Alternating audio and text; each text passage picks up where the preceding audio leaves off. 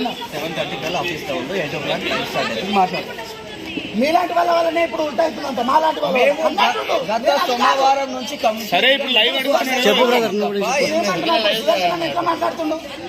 నేను ఏమంటున్నాడే, మాలాంటి వాళ్ళ ఏమైందన్నా? మీలాంటి వాళ్ళు ఉన్నారు కాబట్టి కాంగ్రెస్ వచ్చింది. క్రీడల్లో అన్న మాట ఏదో ఆశ మీద కాంగ్రెస్ ఓట్లు వేసిన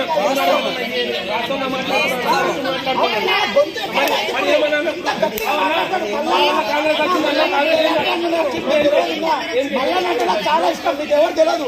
మల్లన్న సుదర్శన్ అన్న కూడా లేకున్నాడు. నేను మల్లన్న ఫ్యాన్ అయినప్పుడు మల్లన్నతో మాట్లాడే అవకాశం వచ్చినప్పుడు ఆ మల్లన్నతో కాల్ చేసినప్పుడు సుదర్శన్ అందులో ఎదురే లేకున్నాడు. ఎంత గట్టిగా మాట్లాడు, ఎందుకు మాట్లాడతలేడు? ఒక ఆర్ట్ కాల్లో ఎమ్మెల్యేకు సీఎం చేస్తలేడు. వీడు ఫోన్ ఎత్తలేడు. వీడు దొంగ సీఎం అని చెప్పి మాట్లాడినటువంటి అంత పెద్ద గొంతు ఇప్పుడు సీఎం పక్కనే ఉన్నటువంటి ఈ గొంతు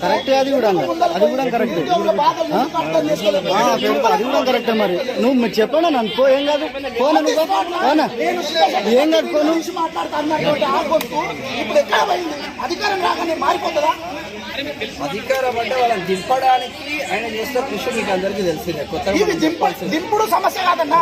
దింపడం కంటే పక్కకు పెడితే గెలిచిన తర్వాత ఈ ప్రజలకు నిరుద్యోగులకు ఎమ్మెల్సీగా లెటర్ రాసిండు కదా. ఇప్పుడు ఇదే మాట ఒక సంవత్సరంలో 2 లక్షల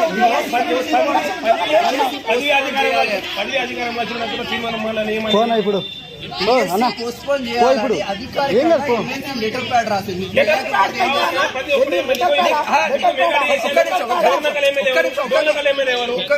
నిన్న లైవ్ చేసావు బ్రదర్. ఒక్క నిమిషం నేను ఏమంటున్నా,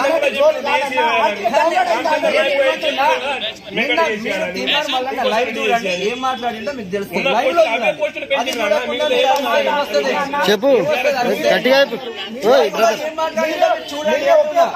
బ్రదర్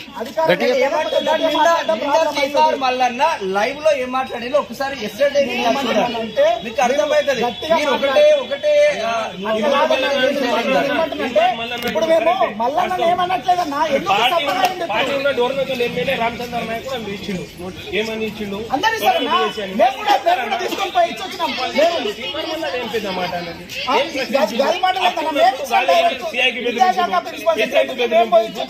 దారుణంటే మల్లారెడ్డికి బెదిరింపు, రేవంత్ రెడ్డికి నోటు ఓటు కేసులు దొరికిన దొంగలు ఈ రోజు ఎందుకు అమ్ముడిపోయినారు? ఇప్పుడు చెప్పి మాట్లాడుతున్నావు బ్రదర్. అమ్ముడు ఎట్లా పోతారు? ఎట్లా మాట్లాడుతున్నా? అమ్ముడు ఎట్లా పోతాడు? అవునా? మరి ఇప్పుడు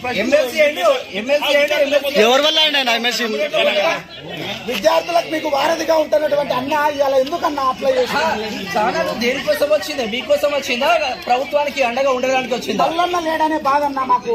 మేము మల్లన్నను చూసి నిన్న లైవ్ చూడు బ్రదర్. మీరు చూడకుండా మాట్లాడితే ఏం చేస్తాం? నిన్న లైవ్ చూడు. నిన్న లైవ్ చూడు. దిశ పేపర్ వచ్చినప్పుడు మల్లన్న ఏం మాట్లాడిండో, ప్రభుత్వంలో ఉండి ఏం మాట్లాడిండో చూడు. అప్పుడు అర్థమవుతుంది మీకు. ప్రభుత్వ వీపే కదా రామచంద్ర నాయక్ కూడా. రామచంద్ర నాయక్ కూడా ప్రభుత్వ వీపే.